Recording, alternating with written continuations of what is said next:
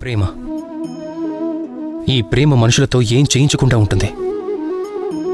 ఎంత పెద్ద కార్యాన్నైనా కూడా చేయించగలదు. ఎంత పెద్ద బాధనైనా కూడా దూరం చేయగలదు. కావాలంటే ఎడారిలో కూడా జీవించగలిగేలా చేస్తుంది.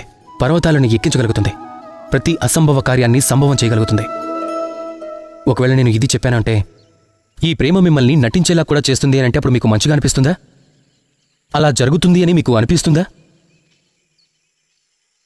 తప్పకుండా జరుగుతుంది. ఈ సమయంలో నేను నటిస్తున్నాను. నా రాధ కోసం, నా ప్రేమ కోసం. నేను రాధని అనంతంగా ప్రేమిస్తున్నాను, నిస్వార్థంగా ప్రేమిస్తున్నాను. కానీ అయినా నేను స్వయంగా ఒక కపటుడిగా, స్వార్థపరుడిగా, అత్యాసపరుడిగా చూపించుకోవాల్సి వస్తుంది. నేను ఈ నటన చెయ్యాల్సి వస్తుంది నా ప్రేమ కోసం. ఇప్పుడు మీరు అంటారు, ఎందుకు కృష్ణ ఇదంతా చేయాల్సిన అవసరం నీకు ఏముందని? రాధని వివాహం చేసుకుని నువ్వు సంతోషకరమైన శ్వాసని తీసుకోలేవాని? తప్పకుండా తీసుకోగలను. రాధని వివాహం చేసుకుని నేను చాలా సంతోషంగా ఉండగలను. కానీ నాకు తెలుసు నా రాధ సంతోషంగా ఉండలేదు అని. ఎందుకంటే ఈ వివాహం జరిగింది అంటే తన తల్లిదండ్రులు, తన కుటుంబాన్ని, బర్సానాన్ని త్యాగం చేయాల్సి ఉంటుంది. రాధ మనసు మీద ఎప్పటికీ మానని గాయం ఒకటి ఏర్పడుతుంది.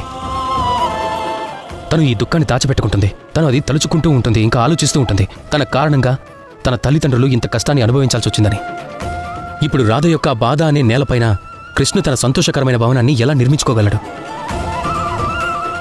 ఎవరినైతే మీరు ప్రేమిస్తారో కేవలం వారి భావనను మాత్రమే కాదు, మీ ప్రేమికులు ఎవరినైతే ప్రేమిస్తారో వారి భావనలను కూడా చూసుకోవటం మీ కర్తవ్యంగా మారుతుంది.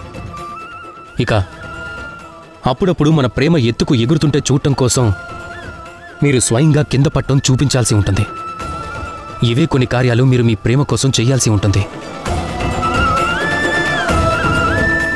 రాధా కృష్ణ.